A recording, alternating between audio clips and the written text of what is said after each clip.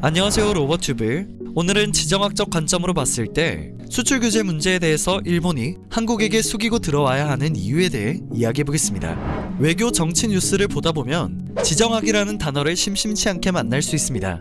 지정학은 지리적인 위치 관계가 국가에 미치는 정치적, 경제적, 군사적인 영향을 거시적인 관점에서 연구하는 것인데요. 맥킨더의 심장지대 이론과 이를 수정한 스피크먼의 림랜드 이론 등은 대표적인 지정학 이론으로 손꼽히고 있습니다. 방금 말씀드린 두 가지 지정학 이론에서는 한반도가 영역에 포함되어 있으며 상당히 중요한 곳으로 분류되고 있죠. 대한민국은 동쪽 바다 건너에는 세계 경제력 3위인 일본이, 서쪽 바다 건너에는 세계 경제력 2위이자 군사력 3위인 중국이 있으며 북쪽에는 세계 군사력 3위인 러시아, 태평양 건너에는 세계 최강 대국 미국이 있는 지정학적으로 매우 중요한 위치에 있습니다. 얼마 전 일본 방송인 이이다 히로시의 OK 코즈업에 저널리스트 사사키가 출연했는데요. 아베 총리의 중국 방문 소식과 함께 일본은 한국에게 양보를 해야 한다는 흥미로운 내용이 방송되었습니다. 우리나라와 관련하여 방송된 내용에 대해 자세히 알아볼까요? 방송에서는 먼저 강제징용, 위안부 문제 배상에 대한 한국 대법원 판결에 대해 언급했습니다.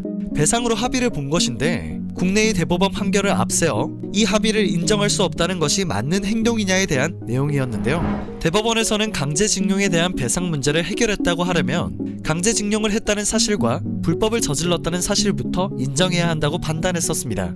이어 아직까지 인정을 하지 않았으니 일본이 청구권 협정을 통해서 개인이 청구권 문제를 해결했다고 볼 수 없으므로 한국 정부가 피해자들의 청구권을 외교적으로 보호하는 것 역시 당연하다는 판단을 내린 바 있습니다. 이 판단에 대해 반발을 하며 한국 국내에서 낸 판결이 조약을 넘어서면 안 되는 것이기에 이것은 논리가 아니라 체면을 앞세운 것이 아닐까 싶은 생각을 한다고 전했는데요. 그러면서 체면적인 면에서 말하기 시작한다면 결론이 나지 않기 때문에 본래 논리에 의해 논의를 해야 한다고 하면서도 지정학적인 위치에 대해 짚어보며 일본이 어느 정도 한국에게 양보를 해야 하는 필요성에 대해 이야기를 이어갔습니다.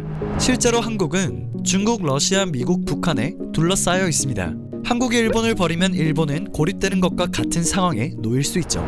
이에 대한 이야기를 하면서 지정학적으로 봤을 때 일본은 한국의 체면을 어느 정도 만족시킬 필요가 있는 것은 아닐까 생각된다고 말합니다. 하지만 양보 자체에 대해 우파 사람들이 분노를 하고 있으며 양보의 방법을 어떻게 할 것이냐에 대한 여론조사에서도 70% 이상이 양보는 없어야 한다고 대답했다고 밝혔는데요. 그럼에도 불구하고 10월 한국을 방문했을 때 한국은 쿠션으로 존재하고 있었으며 선두로 대치해왔다.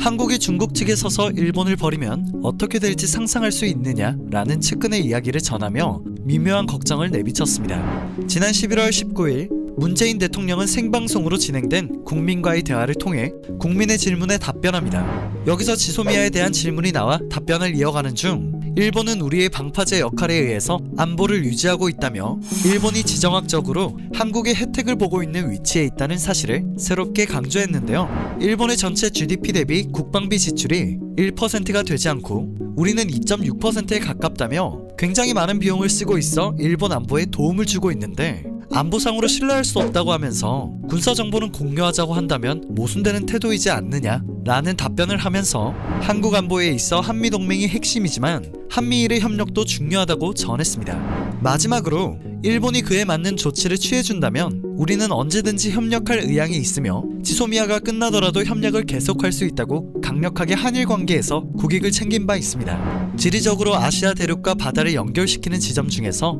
한반도처럼 자연적 조건이 양호한 곳은 없다고 합니다. 대신 이처럼 자연적으로 중요한 지역에 있는 나라는 정치적으로 시달림을 받지 않을 수 없다고 하네요. 정치적인 지정학에 있어서도 4대 강국에 둘러싸인 나라는 우리나라뿐이라고 합니다. 이 때문에 때로는 강대국들의 각축장이 되었던 역사를 가지고 있죠. 미국과 중국의 갈등이 본격적으로 시작된다면 한국의 지정학적 중요성은 더욱 높아질 것입니다.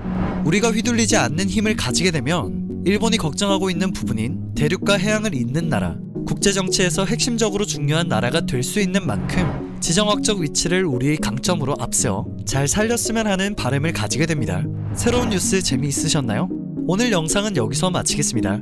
늘 정확한 사회 이슈를 가지고 찾아뵙는 로버튜브 되겠습니다.